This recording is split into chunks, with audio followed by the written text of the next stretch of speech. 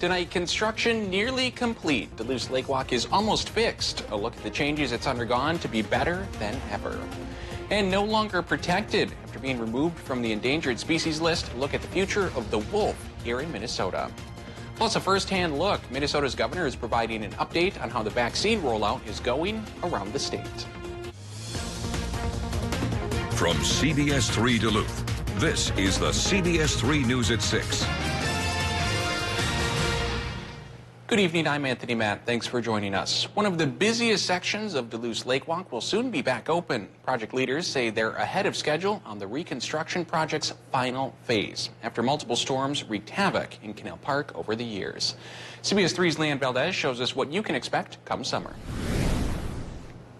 Duluth's Lake Walk is a gathering space for visitors, but it's a sign of home for the residents. It's a treasure and an asset to those of us who live here. And when a portion of it was destroyed by recent storms, Duluth Mayor Emily Larson says it was a no-brainer of whether or not to revive it. It was completely non-optional to actually fix it. Crews began construction on several different sections in 2019, and Friday, they say the third phase is right on schedule. It's a huge project. It's about a half mile of shoreline, so it's tons of work. Project manager Mike LeBeau says visitors will notice a lot of changes. The design is much different than what was here. Much larger stone, raised the grade by a few feet to get up higher away from the water. A concrete wall now sits wedged in between the stones and boardwalk and serves as a secondary protectant. Changes were also made to the boardwalk.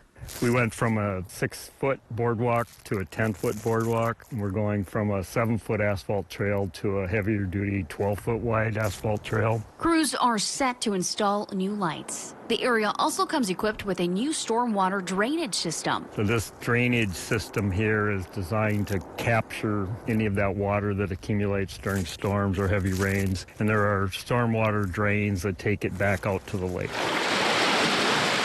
LeBeau says not only will the shoreline be protected, but so will the buildings that sit right behind it. Greater Downtown Council President Christy Stokes says it's great news all around. Our hope is that after folks have had a chance to be able to experience the lake walk, then they'll do additional things in the downtown and waterfront area. LeBeau adds they're confident in the new design and it'll soon be ready for whatever Mother Nature brings. The only thing we can't answer is if we've seen the worst that the lake can do. Project leaders say Phase 3 should be finished by June of this year, just in time for Grandma's Marathon. A Duluth police officer charged with 2 felonies was back in court today. Officer Tyler Liebfried fired his weapon through a door while responding to a domestic call back in December. Liebfried's bullet struck a man in the shoulder. The domestic incident was never founded. The St. Louis County attorney ruled the shooting unjust. The Duluth Police Department also determined Liebfried's actions went against their policies. According to court documents, today's hearing was routine, with some documents filed. Liebfried will be back in court in March. All right, let's switch gears and get a quick look at the weather. Dave, a lot of us have seen a lot of that beautiful rime frost and a little bit of chilly temperatures lately. But I also don't think it was all rime frost this morning. Some of it might have been hoar frost. Hoar frost comes when it's clear and cold. The rime frost comes when it's foggy. And looking at these temperatures, it makes me think that places like Ely and Silver Bay must have had a clear morning if you dip below 0. But then places like Hayward and Watersmeet and even Moose Lake going from 12 to 22 must have been more towards the cloudy and foggy zone. Interesting stuff. More fog is possible tonight, so more rime frost could be possible tomorrow. Now it's getting hard to keep the two straight here.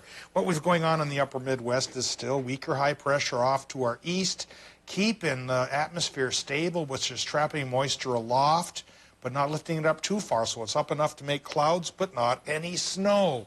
But I do think there is a sight of snow coming here in the next week. It won't be Saturday, though. Saturday should be mostly cloudy, high of 27. Sunday might come up mostly sunny, at least for a day. Then next week, clouds build back in again and may finally culminate in a day's worth of light snow.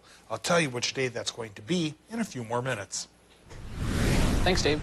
Michigan's governor wants all kids back in the classroom by March. In an announcement today, Governor Gretchen Whitmer stopped short of requiring it, but said face-to-face classes should at least be an option. Many schools in the state have been distance learning during the pandemic. Today, my administration is announcing a goal that all school districts offer an option for in-person learning no later than March 1st and earlier if possible. Whitmer wants several prevention measures in place before schools return. And in Hibbing, students will officially head back to the classroom later this month. Pre-K through 5th graders go back to in-person learning on January 18th. 6th graders will return on January 26th. As far as high schoolers, school district leaders say they have to do required consultation with school health leaders first. If they get approval, they would go back to hybrid learning on January 26th. Minnesota's governor got a first-hand look at how vaccine distribution is going in the state. Governor Tim Walz toured a vaccine clinic in Hennepin County this afternoon. He said he wanted to see what was working and what could be improved. The state is receiving 65,000 doses a week. Walz says they'll be finished vaccinating the first tier of workers soon. We've got a ways to go here, but this truly is the end game. If we can start to get that critical number of folks vaccinated, while we still continue to do those very basic things of masking, social distancing, washing hands, stay home when you're sick. The governor says test positivity is creeping up slightly after the holidays. Essentia Health leaders are working towards acquiring select facilities from a health system operating in the Midwest. Company spokespeople say Essentia leaders have signed a letter of intent to purchase Common Spirit Health. Once complete, Essentia would acquire more than a dozen new facilities. It would also include associated clinics and living communities. Essentia spokespeople say if the process moves forward, they could acquire CHI by the summer of 2021. Essentia Health did not immediately disclose the terms of the ongoing negotiations or a possible price point. With gray wolves moved off the endangered species list this week, that leaves a new set of rules for how they'll be managed. CBS3's Emma Quinn spoke with Minnesota wildlife officials on how the state is preparing to keep an eye on wolves. As of Monday, the gray wolf species is officially off the U.S. Endangered and Threatened Species list. And are now managed under state and tribal authorities. So some of the state laws take effect. The Minnesota Department of Natural Resources has had a wolf management plan since 2001. The hope is to keep the population at no less than 1,600. And that's basically an indicator that if we are ever at or approaching that level, we'd want to figure out why the population's in decline. According to the DNR, wolves being delisted means they can be killed to protect livestock and pets, but only under certain circumstances. In the northeastern part of the state, there is a wolf management zone A, and in that zone, there's more protection for wolves, but still the allowance to take wolves that are an immediate threat. And then the remainder of the state, zone B, there's more flexibility for people to kill wolves if they're a threat to their livestock or pet. Minnesota DNR officials say getting the wolves delisted means the population is steady, and they hope to keep it that way. You know, this has been a real successful conservation achievement. You know, wolves at one point were only a few hundred wolves in that were left in the lower 48 states. Minnesota DNR officials say they are not planning on a wolf hunting season. The Wisconsin DNR says they will have a wolf hunting season in November of 2021. We did reach out to Howling for Wolves Conservation Group for comment. We did not hear back by news time. 4 people are safe after an overnight fire at an apartment complex in East Duluth. It happened around 12:30 this morning on the 1800 block of East 2nd Street. When crews arrived, all residents were out of the building. No word on how the fire started. Damage is estimated at $35,000, and all residents have been relocated. Well, it is an exciting day for hockey fans here in the Northland as the UMD men's hockey team returns for their first game at home since February of 2020. For more, we bring in CBS Sports Director Kelly Hinseth. Kelly, you've been waiting, well, basically a year for this to happen. Almost a year. My math was a little off of the 5, but it is almost a year to March. But it feels like a year. I mean, the team is back on home ice to take on St. Cloud State for the first time since March of 2020 tonight. Now, because of the current restrictions in the state of Minnesota, no fans are allowed inside of Amsoil Arena for tonight's game, which will create for a much different atmosphere. But they got a taste of this no-fan atmosphere back in the NCHC pod, as well as last weekend's games on the road against the Huskies in St. Cloud. The Dogs earned the split with a win on Saturday and a loss on Sunday. And a reminder that tonight's game is on CBS Sports Network. Puck drop is at 7:30 p.m. Tomorrow's game will be on My 9 Sports. Coming up tonight in the sports block, we'll have a pregame preview from Neil Viersba from Amsoil Arena. But for now, Tony, I'm going to send it back to you. And you get in on the My 9 action tomorrow night, right? Absolutely. I'll be back in my sideline role. Not really exactly sideline. We'll be a little further up because of restrictions, and it'll look a lot different. And no fans. That'll be interesting. But I'm very, very excited to get back on these broadcasts. Man, it's been a long time coming. We'll look forward to it. Thanks, Kelly. Yeah. Still to come on Live Local CBS 3, a local favorite festival is not buckling under the pressure of the pandemic. Details next. Record low temp for this day is 31 degrees below zero from 1974. I don't see much more in the way of below zero temperatures coming for the week ahead, but high temperatures could stay warmer than normal. Will that lead to some snow next week? We'll show you coming up in a few more minutes. Welcome to the Kelly Clarkson Show! Home Furniture's New Year's sale continues with up to an extra 10% off sale prices, plus 0 down, 0% interest financing on any purchase until 2022, and free no-contact shipping. 10% off during the New Year's sale, only at Home Furniture. Whatever your water worry, Culligan Water can help. With over 40 filtration systems, including the world's best softener, no one filters more than Culligan Water. The only water that comes with a van. Contact Culligan, the local water experts. Hi, I'm Steve Little, owner of Your Home Improvement Company. 2020 was an unbelievable year for all of us. As a family-owned and operated business, we have been doing our best to stay focused on you this past year with our zero interest and zero payments until 2022 program. Thank you for allowing us to assist you in updating your most lived-in asset during this difficult time, your home. From all of us at Your Home Improvement Company, Bath Planet, and my family to yours, have a healthy, happy, and safe new year. Don't let the weather ruin your day.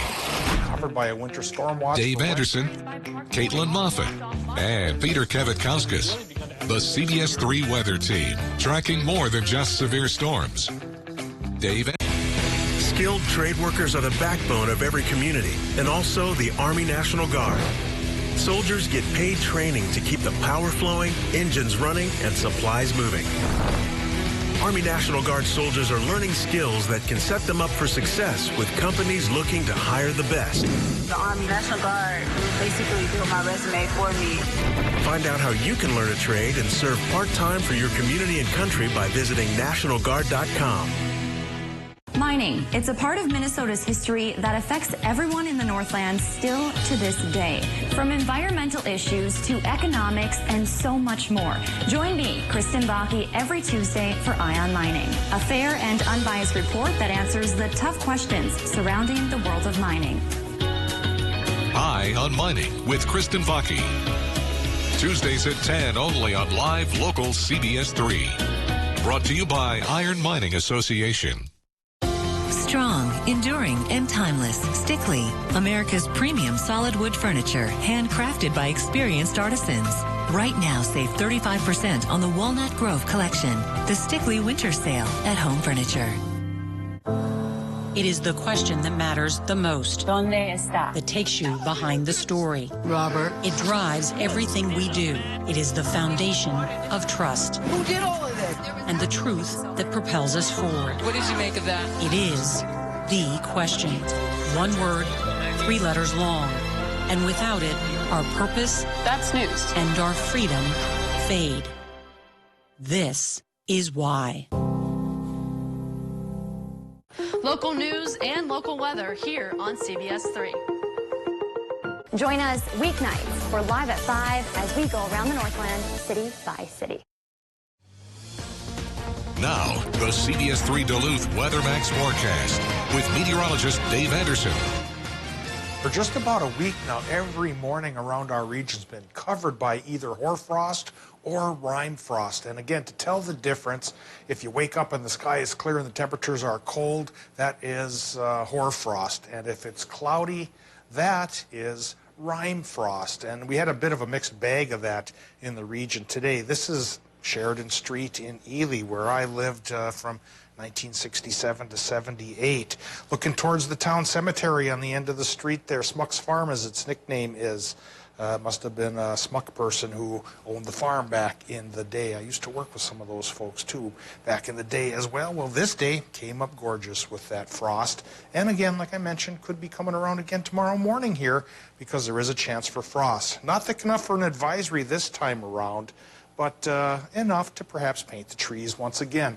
Well, speaking of Ely, here's a look at the other end of Sheridan Street towards the west end near Central Avenue, where street conditions are looking pretty decent because we haven't had much snow in over a week now. But next week, later in the week, we do finally have a chance of that coming back again, if only a slight chance. Current temps at the airport in Duluth, 20 degrees. Northwest winds going 8 miles per hour, and our air pressure is at 1,030 millibars. Current temperatures in Ely right now, or at least at the airport outside of town, down Highway 1, 18. Orr's at 18 as well. We have 13 in Hibbing, 19 for Cloquet, and 18 in Superior.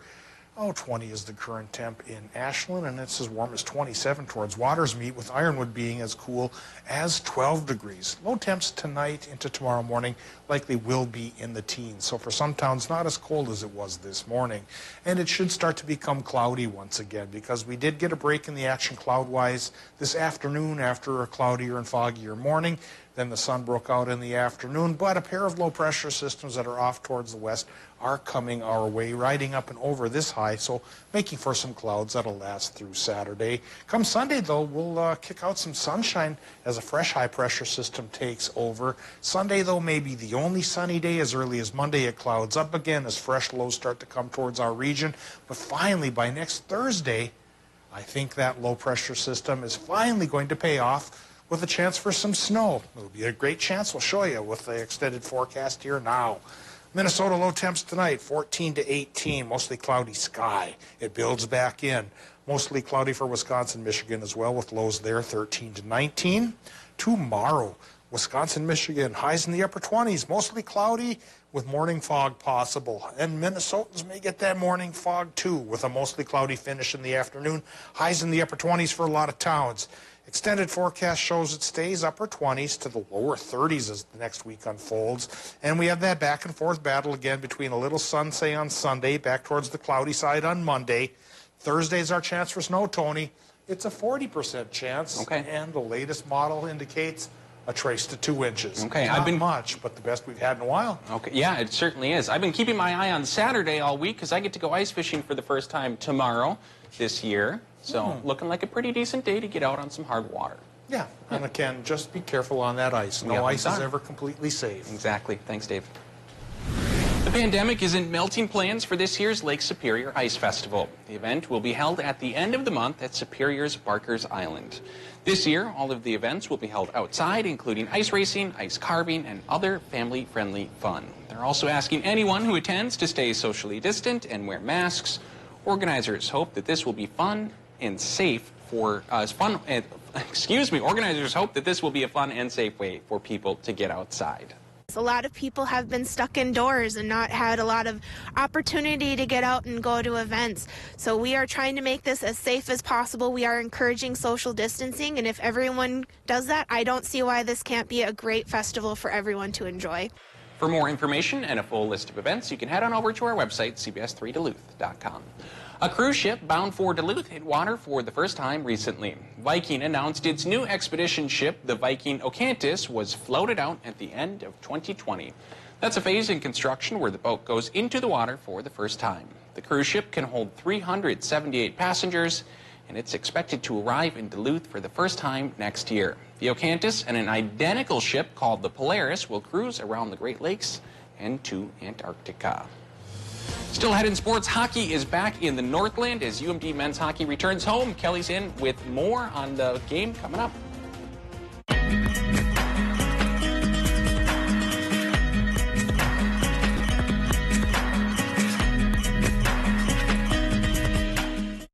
CBS3 Live Cams are brought to you by Kohler Chevrolet Buick GMC Cadillac. You're not just getting a car, you're getting Kohler.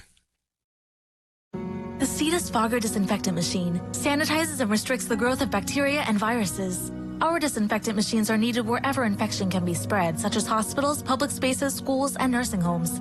The R model is stationary, ideal for the home, office, and classroom, while the C model is movable and ideal for commercial and industrial settings. Our disinfectant machine also controls mold, pests, and odors, ideal for the food and agriculture industries. Visit www.cethisonline.com. That is CETUSonline.com.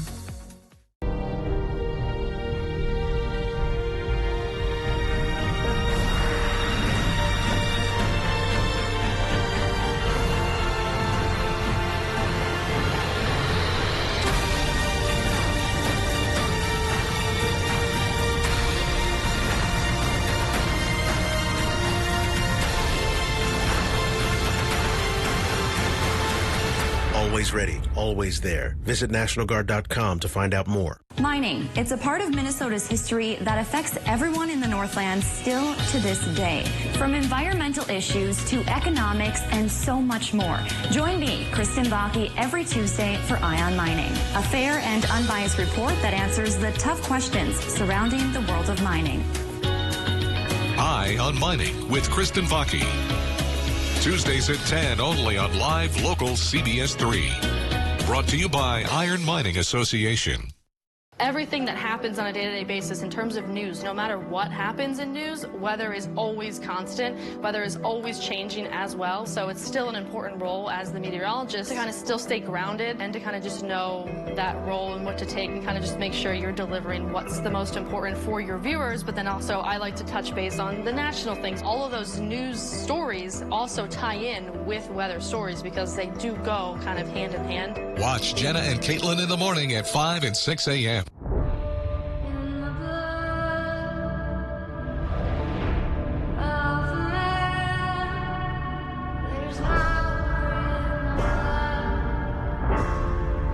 What do you do with all your rage?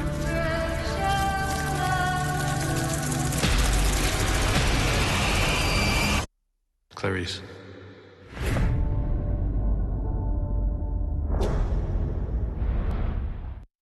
When you watch CBS3,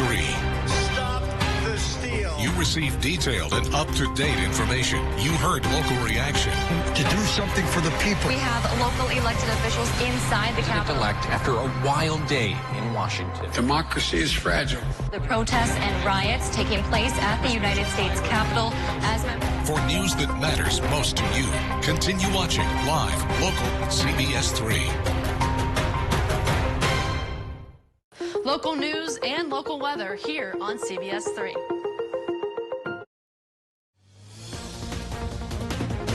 Now, CBS3 Sports with Kelly Hinson. For the first time in this very unusual college hockey season, for the first time in almost a year, the UMD men's hockey team will play a home game. It will also mark the first time the men's squad will play without fans in the stands at home. So joining us now live is sports reporter Neil Biersba. Neil, I can't even imagine. Usually at this time, Amsoil is getting pretty rowdy. What is it like being there in a near empty arena? Hey, Kelly. Well, it's starting to get pretty loud in here. Not as loud as it will get, as there will be no fans. But once the game gets going, so will that pumped-in crowd noise that they've been testing out in the women's games. They tested it out pregame here, and they'll test it tonight again during the men's game. But tonight, fans or no fans, it's been a long time coming for this team. You have to look back all the way to March 7th of last year. That's the last time UMD played a competitive game right here at Amsoil Arena. Interestingly enough, it was against their opponent this evening, the St. Cloud State Huskies, a team the Bulldogs have gotten to know well in just the last week, because this marks the third time this season and the third time in just 7 days the two teams have squared off. Earlier in the week, the team shared their thoughts on returning home to an empty arena. I think they've really gotten used to it and kind of just treat it like another game. And obviously, it's a little bit different, but at the same time, the pace of play and everything is the same level. So I think everyone's adapted really well to it. It'll be nice to play at home. You know, it was it was good to get back playing again after the pod and get a little road trip in there. But it'll be nice to be at home here, and hopefully we can get some wins here at home. Should be a good one. It's going to be number 5 versus number 6 in the country. They split the series just last week. Puck drop is a little later tonight, 7:30, but we'll have those highlights right here tonight at 10 on CBS3 Duluth. And with that, I'll send things back to you, Kelly, in the studio. All right, yeah, I'm jealous. I don't get to be there until tomorrow night, but enjoy it. Like you said, we'll have those highlights tonight at 10, games on CBS Sports Network. Thanks, Neil. Now focusing on some former Bulldogs as we are just days away from the start of the NHL's regular season. Some of their affiliates have decided to opt out of the upcoming season due to the COVID-19 pandemic. And one of those teams, the Milwaukee Admirals, has former UMD goaltender Kazimir Kaskisuo as a member of the roster. This doesn't mean Kaskisuo won't play this year. It just won't be in an Admiral jersey. Instead, because of COVID-19, the NHL has adopted taxi squads, so teams can carry more players on it, which means we could see Kaskisuo in a Nashville Preds jersey this season. It's obviously what I'm working towards, and last year I was able to earn my spot and earn the call-up and make my NHL debut, so that's kind of how I feel like my career is going right now. It's just kind of trending upwards and getting to where I want to be. And if you would like to actually follow along on his journey this season, he has been vlogging in the offseason, which includes video of Duluth at Amsoil Arena. We will have a link to that on our website, cbs3duluth.com. And I hate to end on this note, but the Dallas Stars are not expected to open their regular season on time after the NHL announced an outbreak of COVID-19 within the team. The NHL said today that 6 Stars players and 2 staff members tested positive for the virus. As a result of the positive tests, and as an appropriate precaution, the team's training facilities have been closed, effective immediately, and will remain closed for several days while further daily testing and contact tracing is conducted. The league said that in a statement today. The NHL will also be revising the Stars' 2020-21 season schedule and does not expect them to open the season on the originally scheduled date on Tuesday, January 19th. We don't have to dwell on that too much because we've got college hockey tonight. Yeah. Highlights are coming up in the CBS3 News at 10. And then most importantly, after tonight, tomorrow night, we are back on My Nine Sports Network. You'll see me and the rest of the broadcast team. Tony, I know you're excited. I know you're, and your St. Cloud State Dogs St. Cloud are in town. State, yeah. Your buddies. We're very excited to have you back on My Nine, being able to do that sideline stuff for these Bulldogs games. I'm excited, even though my fandom has kind of switched to the Dogs, not kind of, all of the way. It's always fun when the Huskies are in town. It makes for a good game most of the time. Go Huskies, boo, am I right? I think you're right. Thanks, Kelly. Well, after the events that unfolded in Washington, D.C., many are calling for the removal of President Trump by using the 25th Amendment. Tonight on the CBS3 News at 10, we hear from a local professor who has been in on the last 2 impeachment proceedings in the past. He will fill us in on how the 25th Amendment works exactly. And Dave's going to give us a last look at the weather. Dave, we're going to get any more of that frost this evening? I think there's a chance of it returning. It's not as prevalent as last night, just patchy stuff by tomorrow morning. Then a mostly cloudy day on Saturday with a high of 27. Sunny on Sunday, should be a beautiful day, high of 27. Then our next snow chance is here on Thursday. Thanks for joining us.